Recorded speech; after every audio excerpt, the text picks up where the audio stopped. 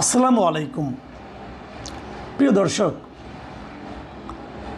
গতকালকে আপনারা জানেন যে আওয়ামী লীগের সভানেত্রী এবং বিদেশে থাকা ভারতে থাকা সাবেক প্রধানমন্ত্রী শেখ হাসিনা আন্তর্জাতিক সংবাদ মাধ্যম রয়টার্সকে একটা ইন্টারভিউ দিয়েছেন এবং সেই ইন্টারভিউ উনি কী বলেছেন এবং সেই বলার প্রেক্ষিতে কী প্রতিক্রিয়া হতে পারে এগুলো নিয়ে গতকালকে বিভিন্ন অনলাইন মিডিয়া তাদের নিজ নিজ বক্তব্য প্রচার করেছে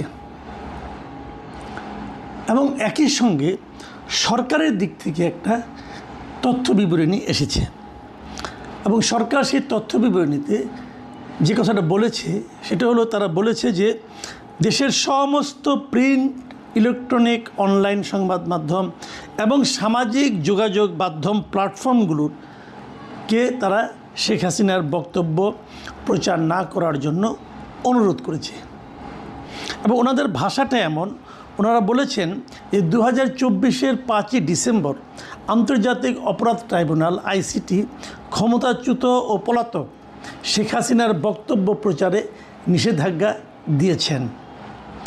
বাংলাদেশের প্রচলিত আইনে আদালতের সাজাপ্রাপ্ত পলাতক অপরাধীর কোনো বক্তব্য, সাক্ষাৎকার, অডিও ভিডিও ভাষণ গণমাধ্যমে প্রচারের ব্যাপারে আইনগত নিষেধাজ্ঞা রয়েছে এবং এমত অবস্থায় দেশের আইন শৃঙ্খলা রক্ষার স্বার্থে এবং আদালতের নির্দেশনার প্রতি সম্মান জানিয়ে পলাতক শেখ হাসিনার কোনো প্রকার ভাষণ, বিবৃতি বা বক্তব্য সরাসরি কিংবা ধারণকৃত অবস্থায় কোনো গণমাধ্যমে, টেলিভিশন, বেতার, সংবাদপত্র, নিউজ পোর্টাল বা সামাজিক মাধ্যমে প্রচার বা প্রকাশ না করতে বিশেষভাবে অনুরোধ করা যাচ্ছে।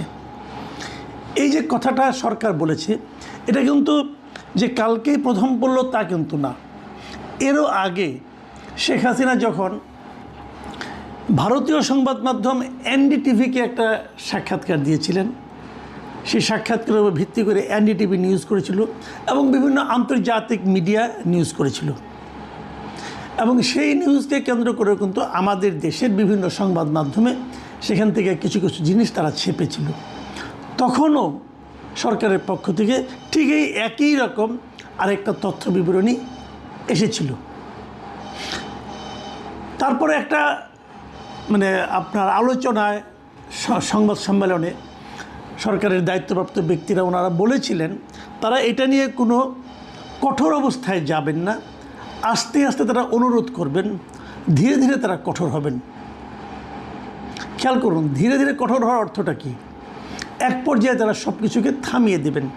ততক্ষণ পর্যন্ত থামাবেন না যতক্ষণ পর্যন্ত নাকি কোনো রকম বিরূপ প্রতিক্রিয়া সমাজে তৈরি না হয়।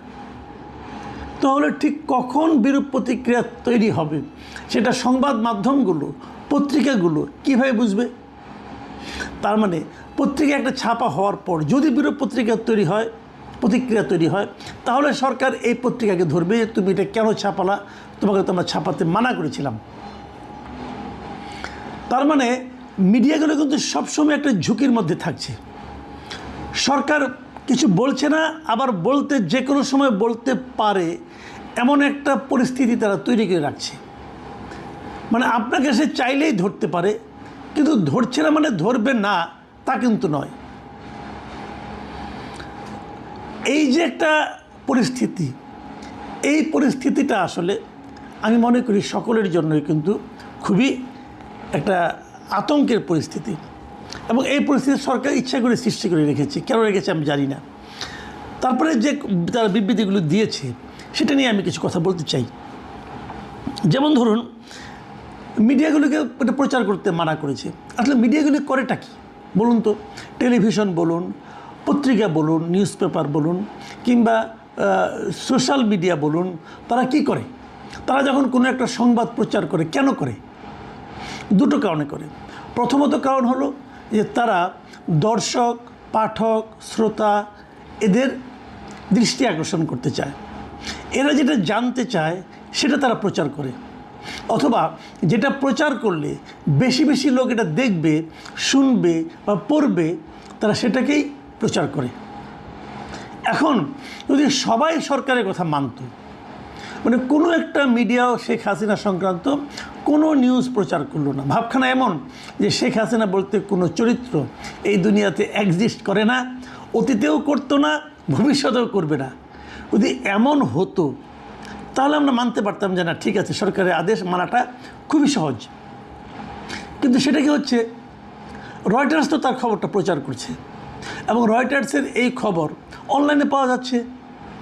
অনলাইনে রয়টার্সের খবরকে কোট করে, মানে সেটার উপর নির্ভর করে বাংলাদেশের বাইরে সমস্ত দেশের মিডিয়া সেই খবরটা প্রচার করছে। বিভিন্ন দেশের, ইন্ডিয়াতে ধর, পাকিস্তানে ধর, সব দেশের লোকজন তারা সেটাকে টেলিভিশনে প্রচার করছে, মিডিয়াতে। তো এখন ইন্টারনেটের যুগে দেশের সাধারণ নাগরিক, গ্রামের একটা লোকের পক্ষে কিন্তু রয়টার্সের খবর দেখা সম্ভব, ভারতের পত্রপত্রিকা দেখা সম্ভব, ভারতের বাংলা ভাষার পত্রপত্রিকা দেখা সম্ভব। তাহলে তারা সবাই দেখতে পাচ্ছে, কোথায় পাচ্ছে? বিদেশি মিডিয়ায় পাচ্ছে। তাহলে পাচ্ছে না কোথায়? আমার দেশের মিডিয়ায় পাচ্ছে না। তাহলে লোকজন কী করবে? যে আমার দেশের মিডিয়াকে বাদ দিয়ে তারা বিদেশি মিডিয়ার উপর ঝুঁকবে। এতে আমার দেশের মিডিয়া কি দর্শকদেরকে তার কাছে ধরে রাখতে পারবে? পারবে না। যদি দর্শকদেরকে আমার দেশের মিডিয়া ধরে রাখতে না পারে, আমাদের প্রত্যেকটা মিডিয়ার দুটো লক্ষ্য আমি বলেছিলাম। একটা লক্ষ্য হলো দর্শক, শ্রোতা, পাঠক এদেরকে আকৃষ্ট করা, আর দ্বিতীয় লক্ষ্যটা হলো যে তাদের মিডিয়াতে প্রচুর বিজ্ঞাপন আকৃষ্ট করা। যারা বিজ্ঞাপন দেয় তারা কিন্তু এই যে প্রথম যে কারণটা, যে দর্শক শ্রোতাদেরকে কে কতটা আকৃষ্ট করতে পারছে তার উপর নির্ভর করেই বিজ্ঞাপন দেয়। ধরেন আপনি একটা মিডিয়া করলেন, অনেক টাকা খরচ করে মিডিয়া করলেন, ওটা কেউ দেখে না। এখন যদি কেউ না দেখে, না পড়ে, না শোনে, তাহলে ওই মিডিয়ায় কেউ বিজ্ঞাপন দিবে না। যদি বিজ্ঞাপন না দেয় তাহলে ওই মিডিয়ার ইনকাম হবে, কমে যাবে। যদি ইনকাম কমে যায় তাহলে ওখানে যারা চাকরি করেন তাদের বেতন হবে। তারও যে বড় কথা, ওই মিডিয়ায় যিনি লগ্নি করেছেন, যিনি টাকা খাটিয়েছেন, তিনি কি তার টাকাটা ফেরত পাবেন? তাহলে কী হবে? ওই মিডিয়াটার মৃত্যু ঘটবে। তাহলে সরকারের তথ্য মন্ত্রণালয়, যা নাকি আমাদের এই সমস্ত মিডিয়াগুলোর অভিভাবক, তারা কি করতেছেন? তারা এমন একটা আইন করতেছেন, এমন একটা নিয়ম করতেছেন, এমন কিছু কাজ করার জন্য সব মিডিয়াকে অনুরোধ করতেছেন, নির্দেশ দিচ্ছেন, যেটা করলে এই প্রত্যেকটা মিডিয়ার অর্থনৈতিক ক্ষতি হবে এবং তাদের ব্যবসায়িক ক্ষতি হবে, এবং তারা যে কারণে মিডিয়াটা করেছে, মানে দর্শক, শ্রোতা, পাঠকদেরকে সমৃদ্ধ করার জন্য, সেই কাজটা অব্যাহত হবে। সব মানুষ চলে যাবে বিদেশি মিডিয়ার কাছে। ভারতের আনন্দবাজার পত্রিকা তারা খুঁটিয়ে খুঁটিয়ে পড়বে এবং তারা ওখান থেকে বানিয়ে বানিয়ে চিন্তা করবে। আমার দেশের পত্রিকা কেউ পড়বে না, আমার দেশের টেলিভিশন কেউ দেখবে না। তাহলে সরকার আলটিমেটলি আমার দেশের মিডিয়াগুলোর ক্ষতি করার চেষ্টা করছেন। তারা চাচ্ছেন যে আমার দেশের মিডিয়াগুলি সব বন্ধ হয়ে যাক। কারণ এরকম এখন যদি শেখ হাসিনা প্রতিদিন একটা করে কথা বলতে থাকে, প্রতিদিন একটা করে মিডিয়াতে কথা বলতে থাকে, তাহলে প্রতিদিন কিন্তু লোকজন ওইগুলিতে চলে যাবে, বাইরেগুলিতে। এবং একবার বাইরেগুলিতে যাওয়ার অভ্যাস হয়ে গেলে তারা দেশীয় মিডিয়ার কাছে আসবেই না। তাহলে সরকারি ধরনের কাজ কেন করছে? আমি এখানে আরেকটা কথা প্রাসঙ্গিকভাবে বলে নিই, সেটা হলো এ ধরনের একটা আদেশ কিন্তু তারেক রহমান সাহেব যখন বিদেশে ছিলেন, মানে লন্ডনে ছিলেন, তখন ওনার ব্যাপারে দেওয়া হয়েছিল যে ওনার নিউজ প্রচার করা যাবে না, ওনার সংক্রান্ত কোনো কথা বলা যাবে না। সেই বিষয়টা কি তারেক রহমান অথবা বিএনপি এনজয় করেছিল? তো যে কাজটা আপনার জন্য যখন প্রযোজ্য ছিল তখন আপনি দুঃখিত হয়েছেন, সেই কাজটা আপনি অন্যদের জন্য প্রচার করছেন কেন? তারও চেয়ে বড় কথা, ওই সময় যারা বিএনপির কর্মী ছিল, সমর্থক ছিল, তারা যারা তারেক রহমানের সরাসরি কথা শুনতে না পেয়েছেন, তারা কি খুব খুশি ছিলেন সরকারের উপর? ছিলেন না। তাহলে এখনও যারা এই খবরগুলি জানতে চান, তারা কি সরকারের উপর খুশি হচ্ছেন? ভেবে দেখুন, হচ্ছেন না। কিন্তু এখন আপনি বলবেন যে ওই লোকগুলোর আমার দরকার নাই। তো ওই লোকের সংখ্যা যদি একজন হয়, যদি আপনি বলেন দরকার নাই, আমি বলবো তবুও আপনি এটা বলতে পারেন না। এটা কোনো ডেমোক্রেটিক রাষ্ট্রে এই ধরনের কথা বলা যায় না যে অমুককে আমার দরকার নাই। ডেমোক্রেটিক রাষ্ট্রে আপনাকে সবাইকে দরকার, আপনি কাউকে বাদ দিতে পারবেন না।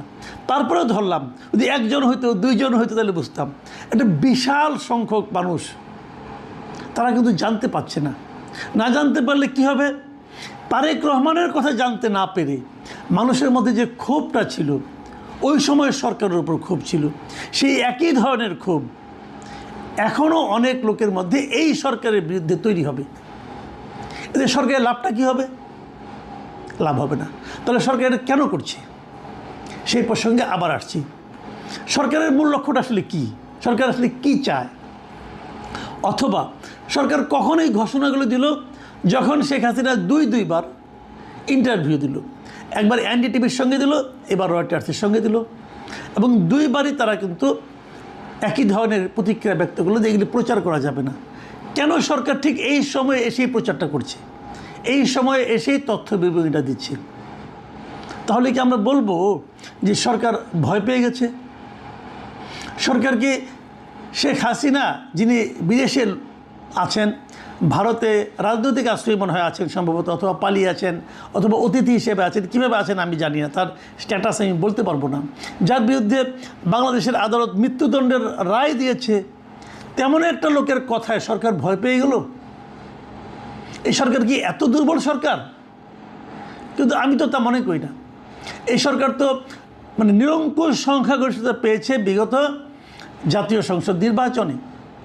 মানে দেশের ম্যাক্সিমাম মানুষ তাদেরকে ভোট দিয়েছে। তো ম্যাক্সিমাম মানুষের উপর এই সরকার কেন আস্থা রাখতে পারছে না? তারা কেন ভয় পাচ্ছে একজন বিদেশে থাকা, মৃত্যুদণ্ডাদেশ পাওয়া একজন রাজনৈতিক নেত্রীর বক্তব্যের উপর? কেন পাচ্ছে? এটা কি জরুরি ছিল? শেখ হাসিনা কী চাচ্ছে? উনি কী বলেছেন? উনি বলেছেন উনি আসতে চান, দেশে ফিরে আসতে চান। এটা তো সরকারের খুশি হওয়া উচিত, কারণ সরকার নিজেই তো ওনাকে আনতে চাচ্ছেন, এবং ওনাকে ফিরিয়ে আনার জন্য সরকার অলরেডি ইন্ডিয়ার কাছে চিঠি লিখেছেন যে ওনাকে ফেরত দেন। এখন যদি ওই চিঠির কারণেই হোক অথবা অন্য কোনো কারণে হোক, যদি শেখ হাসিনা নিজে থেকে আসতে চায়, সরকার তো খুশি হওয়া উচিত। সরকার এয়ারপোর্টে অপেক্ষা করা উচিত। সরকারের উচিত হবে দ্রুততার সঙ্গে ওনাকে একটা ট্রাভেল ডকুমেন্ট দিয়ে দেওয়া, ভাই আপনি আসেন, তাড়াতাড়ি আসেন, আপনি তাকে এয়ারপোর্ট থেকে তাকে গ্রেপ্তার করে নিয়ে যাবেন, কোনো সমস্যা তো নাই। ইন্টারেস্টিং হলো ওনারা যেটা করতে চাচ্ছেন সেইটা করতে শেখ হাসিনা ভয় পাচ্ছেন না, কিন্তু ওনারা ভয় পাচ্ছেন। মানে এই যে প্রশ্নগুলো আমি তুললাম, এই প্রশ্নগুলির জবাব সরকারের কাছ থেকে আসা উচিত। আপনারা কেন ভয় পাচ্ছেন?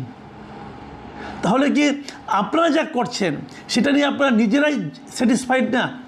আপনারা ভাবছেন যে আমাদের কাজগুলো সাধারণ মানুষ গ্রহণ করছে না? তাহলে কেন করছেন? যে কাজটা সাধারণ মানুষ গ্রহণ করছে না বলে আপনাদের মনে একটা আতঙ্ক আছে, আশঙ্কা আছে, সেই কাজগুলো না করলেই তো হয়। কেন করছেন? দেখুন, আপনারা এরকম তথ্য বিবরণী দিয়ে থামাতে পারবেন না। মানুষ ঠিকই জেনে যাবে। মানুষ হয়তো এখন দিতে হয় অন্য দেশের মিডিয়াগুলি দেয়, তারা হয়তো তাদের মতো করে ব্যাখ্যা করে করবে। কিন্তু যদি আপনারা এটাও থামিয়ে দেন তাহলে কী হবে? তারা মূল নিউজটা পড়বে, তখন তারা কিন্তু আপনাদের উপর আরও ক্ষিপ্ত হবে। একটা কথা কিন্তু শেখ হাসিনা নিজেও বলেছেন, সেটা হলো ওনার এই বক্তব্য আমি যেটা দেখেছি, উনি বলেছেন যে একটা সরকার দীর্ঘ সময় ক্ষমতায় থাকলে কিছু ভুলভ্রান্তি হতেই পারে। যদি তেমন কোনো ভুলভ্রান্তি আমাদের হয়ে থাকে